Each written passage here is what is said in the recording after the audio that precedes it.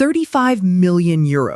That is the maximum fine per violation that the European Union can impose on any company in the world whose AI system affects European users starting August 2026, or 7% of global annual revenue, whichever is higher.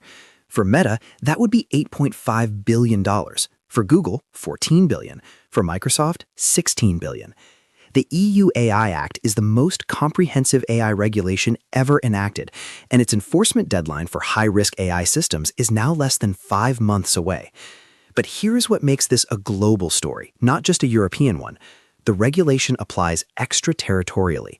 Any AI system that touches a European user must comply, regardless of where the company is headquartered. Beijing, Tokyo, Singapore, Seoul. If your AI serves Europeans, you are under EU jurisdiction. That extraterritorial reach is what makes this so significant. It is the GDPR playbook all over again. Exactly. The Brussels effect, the EU's ability to set global standards through the sheer size of its market, is now being applied to AI. When GDPR launched in 2018, companies worldwide adopted European data privacy standards because it was easier to comply globally than to maintain separate systems. The same dynamic is playing out with AI regulation, but the stakes are higher because AI is embedded in products far more deeply than data collection ever was. Walk me through the global regulatory landscape, because each major region seems to be taking a very different approach. There are essentially 4 models emerging. The EU model is prescriptive and risk-based. It classifies AI systems into risk categories and imposes specific obligations on high-risk systems, including transparency requirements, human oversight mandates, and conformity assessments. Violations carry the fines we just mentioned. The approach is essentially regulate first, innovate within the rules. And China? China has taken a different but equally active approach. China was actually one of the first countries to regulate generative AI, with the interim generative AI measures taking effect in August 2023. Since then, the regulatory framework has expanded significantly. On October 28, 2025, China's top legislature passed major amendments to the Cybersecurity Law, adding dedicated AI provisions that took effect January 1, 2026. This brings AI formally into China's national law. Additionally, labeling rules for AI-generated content became mandatory on September 1, 2025, and any AI service with what China calls public opinion or social mobilization capabilities must complete algorithm filing with the Cyberspace Administration of China and undergo security assessments before launching. So China is regulating AI more aggressively than most Western observers realize. Much more. The enforcement is real. The Shanghai office of the Cyberspace Administration recently imposed administrative penalties on 3 AI applications that had launched without completing filing procedures.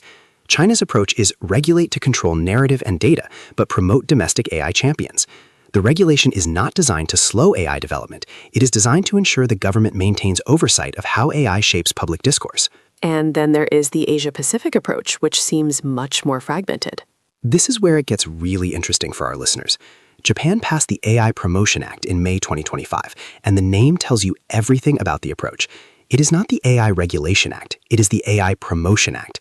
The legislation is designed to make Japan the world's most AI-friendly country by creating a predictable, pro-innovation legal environment. Unlike the EU, which starts from the presumption that AI needs guardrails, Japan starts from the presumption that AI needs encouragement. The Act supports research, development, and utilization of AI technology. It creates frameworks for safety and security, but the orientation is facilitative, not restrictive. And Singapore seems to be carving out yet another approach. Singapore released the world's first governance framework specifically for agentic AI, AI agents that can take autonomous actions, in January 2026 through the IMDA. The framework introduces novel concepts like agent identity cards, standardized disclosure formats for AI agents specifying their capabilities, limitations, and escalation protocols. But critically, Singapore has chosen not to pursue a comprehensive AI statute. Instead, it regulates AI through existing sector-specific frameworks for finance, healthcare, and other industries. The approach is governed through principles and sector rules, not through a single overarching law. So we have 4 fundamentally different approaches: EU prescriptive, China state control, Japan pro-innovation, Singapore sector-specific. What does this fragmentation mean for companies trying to build cross-border AI products? The fragmentation creates what I call regulatory arbitrage opportunities and regulatory compliance costs simultaneously. Let me explain both. Start with the costs. If you are a company like Samsung, Sony, Alibaba, or any Asian tech firm that operates globally, you now need to build AI systems that comply with at least 4 different regulatory frameworks. Your AI needs to meet EU high-risk classification requirements for European users, it needs to complete algorithm filing with China's Cyberspace Administration for Chinese users, it needs to align with Japan's pro-innovation framework for Japanese users, and it needs to satisfy Singapore's sector-specific governance for Southeast Asian financial or healthcare applications. Each framework has different definitions of risk, different transparency requirements, different documentation standards, and different enforcement mechanisms. The compliance cost of maintaining 4 parallel governance structures is enormous, particularly for smaller companies. And the arbitrage side? Some companies will choose not to comply with the most restrictive regulations and instead focus on markets with lighter regulation. This is already happening. Several Chinese AI companies have reportedly decided not to pursue European market access because the compliance cost of the EU AI Act exceeds the expected revenue from the European market. They are focusing instead on Southeast Asia, the Middle East, and Africa, markets where AI regulation is still nascent and the growth opportunity is larger. This creates a two-tier global AI market: companies that can afford to comply with EU standards and compete everywhere, and companies that choose regulatory lighter markets and compete in the developing world. That sounds like it could benefit Asian companies that focus on Asian markets. It absolutely does, and this is the most important strategic implication of the regulatory fragmentation. Consider a Japanese AI startup building a healthcare diagnostics tool. Under the EU AI Act, healthcare AI is classified as high risk, requiring conformity assessments, human oversight systems, and extensive documentation, all of which cost money and time. Under Japan's AI Promotion Act, the same company operates in an encouraging environment designed to accelerate development. Under Singapore's framework, the company would need to comply with existing healthcare regulation, which it likely already does, rather than a separate AI-specific law.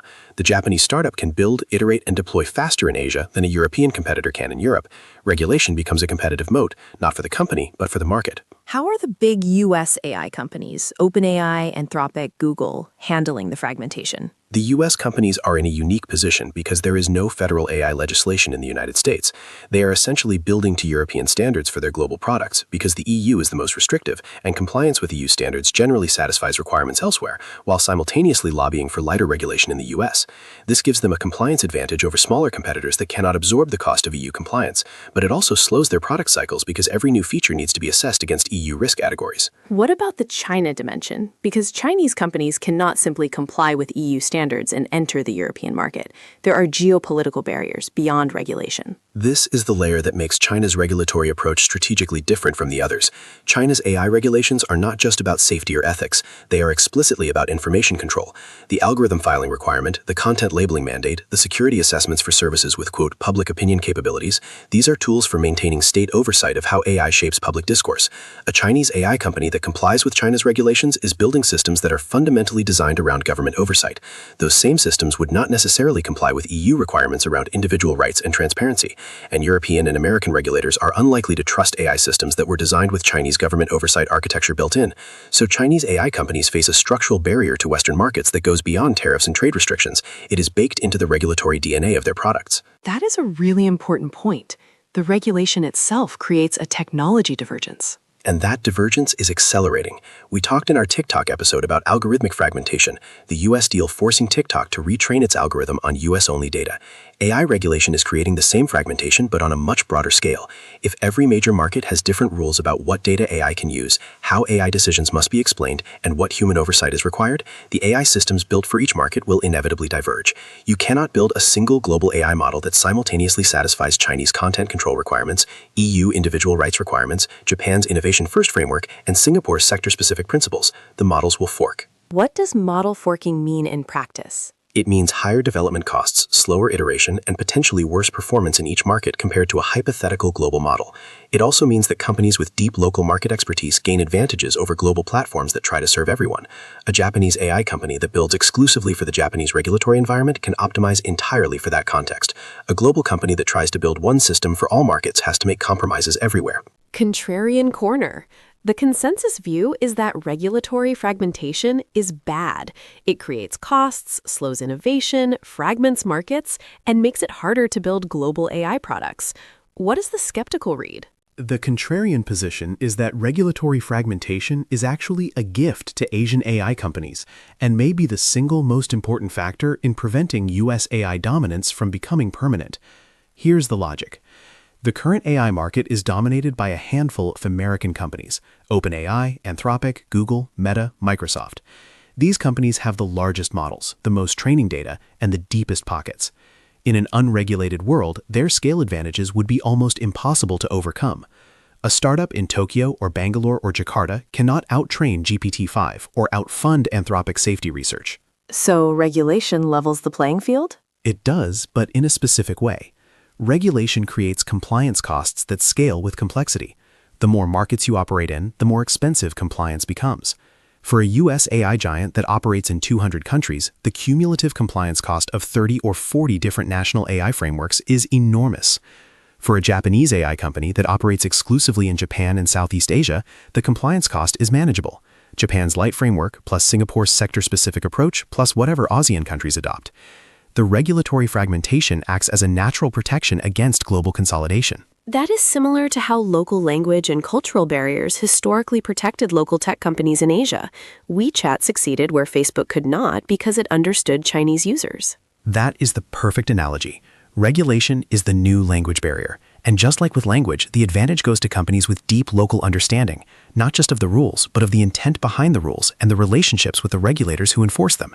A Japanese company that understands Medi's innovation-first philosophy has a regulatory advantage in Japan that no American company can match through compliance spending alone. But doesn't this argument break down for AI specifically? Because the biggest AI models require massive training infrastructure that only the largest companies can afford, and regulatory fragmentation does not change that. That is the strongest counterargument, and it is partially valid. Training frontier models require billions of dollars of compute. GPT-5, Gemini 2.5, and Claude Opus were trained at costs that only the largest companies can absorb. But here's where the inference cost collapse we discussed in our previous episode changes the equation. If training is expensive but inference is cheap, and if open source models approach frontier quality, then the competitive advantage shifts from who can train the biggest model to who can deploy models most effectively in specific markets. And deployment effectiveness is where regulation and local expertise matter. So the combination of cheap inference, open source models, and regulatory fragmentation creates a window for local Asian AI companies. That is the thesis. Let me give a concrete example. Imagine a fintech company in Singapore that wants to deploy an AI-powered credit scoring system. Under Singapore's sector-specific approach, they work with MAS, the Monetary Authority of Singapore, using established financial regulation adapted for AI. They can deploy quickly, iterate based on local market feedback, and optimize for Southeast Asian credit patterns. A US AI company trying to offer the same product in Singapore needs to navigate MAS requirements while simultaneously complying with EU AI Act high-risk classification for any European credit scoring it also operates, and Chinese algorithm filing requirements if it serves Chinese customers. The compliance overhead makes the US company slower and more expensive to operate in each individual market, even though its underlying AI technology may be superior. There is also a sovereignty dimension here. We covered this in our Singapore episode, the concept of sovereign AI, where countries want to control their own AI infrastructure. And regulation is the primary tool for implementing sovereign AI. When Japan's AI Promotion Act encourages domestic AI development, it is not just about technology. It is about ensuring that Japanese AI systems are governed by Japanese rules and serve Japanese interests. When Singapore builds governance frameworks for agentic AI, it is establishing Singapore as the regulatory standard setter for a technology that will reshape financial services. When China requires algorithm filing, it is ensuring that AI development stays within the state's information architecture. Each country is using regulation to claim sovereignty over AI within its borders, and that sovereignty inherently creates barriers to cross-border AI deployment. The question I keep coming back to is whether this fragmentation helps or hurts the average person in Asia, because regulation that protects local companies might also mean local users get worse AI products than they would in an open global market. That is the right tension to identify. Fragmentation reduces competitive pressure from global champions, which could mean less innovation and higher prices for consumers. But it also means AI systems are built by people who understand local contexts, local languages, local cultural norms, local legal frameworks. An AI healthcare system built by a Japanese company for Japanese patients, trained on Japanese medical data, governed by Japanese healthcare regulation, may actually provide better outcomes than a globally trained model that is generic across all contexts. Action items. What should investors and business operators track here? 3 action items. First, track the EU AI Act August 2026 enforcement deadline and which companies receive the first enforcement actions. The high-risk AI system obligations take full effect in August. That is less than 5 months away. The European AI Office, which is the enforcement body, will need to demonstrate credibility by taking action against non-compliant systems. Watch for which categories of high-risk AI get targeted first. My expectation is that hiring and recruitment AI, credit scoring, and biometric identification will be the first enforcement areas because they have the most visible consumer impact. Also watch which Asian companies choose to exit the European market rather than comply. That is a signal of the compliance cost threshold. If major Asian AI companies decide Europe is not worth the regulatory cost, it validates the regulatory arbitrage thesis. Second, Monitor ASEAN's regulatory evolution as the critical variable for Asian AI companies' competitive position. Right now, Southeast Asia is the most lightly regulated major AI market, which is both an opportunity and a risk. Vietnam, Thailand, and the Philippines are all drafting AI legislation that could move in either the EU direction or the Japan direction. If ASEAN countries adopt EU-style prescriptive regulation, the compliance cost for Asian AI companies increases dramatically. If they follow Japan's innovation-first model, Asia becomes the world's most favorable environment for AI development. The ICS Yusof Ishak Institute published an analysis asking, what is shaping AI governance policies in Southeast Asia? The answer to that question will determine whether Asia becomes the world's AI innovation center or follows Europe's regulatory path. Watch for the Vietnamese and Thai AI bills specifically, as they are the furthest along in the legislative process. Third, Focus on the emerging category of AI governance infrastructure companies as an investment theme. Every regulatory framework creates demand for compliance tools, companies that help others navigate the rules. In GDPR, this created a multi-billion-dollar privacy tech industry, companies like OneTrust, BigID, and Security. The AI regulation wave is creating the same dynamic, but at a larger scale because AI compliance is technically more complex than data privacy compliance. Watch for companies building AI audit tools, conformity assessment platforms, algorithm documentation systems, and regulatory reporting infrastructure. Several Asian companies are positioning in this space, particularly in Singapore, which is establishing itself as the AI governance hub for the region. Companies that build the compliance infrastructure for Asian AI regulation will capture value regardless of which specific frameworks are adopted. the three signals are EU enforcement actions as a compliance threshold indicator, ASEAN regulatory direction as the critical competitive variable for Asian AI, and AI governance infrastructure companies as an emerging investment category. And the overarching insight from today's episode is that AI regulation is not a cost to be minimized. It is a competitive landscape to be navigated. The companies that understand regulation as a strategic variable, not just a compliance obligation, will be the ones that capture the most value from the AI transformation. In a fragmented regulatory world, the winners are not necessarily the companies with the best technology. They are the companies with the best understanding of which rules apply where and how to build products that turn regulatory requirements into competitive advantages. That reframe, regulation as competitive advantage rather than obstacle, is really the key takeaway. And the implication for Asia specifically is that the lighter, more innovation-friendly regulatory approaches in Japan, Singapore, and potentially across ASEAN create a structural advantage for building and deploying AI that Europe's heavier approach does not. Whether that advantage translates into better AI products for Asian users is the question that the next 2 to 3 years will answer. And if you want the full written breakdown with the regulatory comparison tables, the enforcement timeline, and the ASEAN policy analysis, it is in today's newsletter at asiatechmacro.substack.com. In our next episode, we are examining the Asian quantum computing race, specifically the recent breakthroughs from China's quantum labs, Japan's quantum semiconductor convergence strategy, and why IBM and Google are racing to establish quantum data centers in Asia before domestic competitors scale up. Quantum is no longer theoretical. The commercial applications are arriving faster than most people realize. Quantum computing in Asia, that is going to be a fascinating deep dive. Stay data-driven. Bye.